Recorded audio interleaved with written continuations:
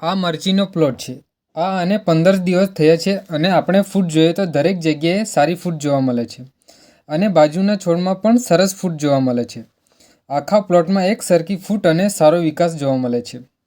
તો ખેડૂત ભાઈએ આટલી સરસ ફૂટ અને આટલો સરસ વિકાસ અને આટલા તંદુરસ્ત છોડનું કારણ કે આમાં જે ડ્રિન્ચિંગ અને સ્પ્રે કરવામાં આવેલું છે. જોરદાર ફૂટ અને મજબૂત મૂળિયા માટે પહેલા ડ્રિન્ચિંગમાં આપ્યો હતો રિચાર્જ રેનો અને સાથે NPK 10-50-06નો પાવરફુલ ડોઝ. બરાબર 6 દિવસ પછી બીજું ડ્રિન્ચિંગ, જેમાં વાપર્યું કૃષિ કિટ NPK 060-20 અને ઉપરથી રાફેલ, લેઝર અને સ્પીડનો જોરદાર સ્પ્રે કર્યો. ખેડૂત મિત્રો, ગમે ત્યાં ભટકીને પૈસા બગાડવાનું બંધ કરો.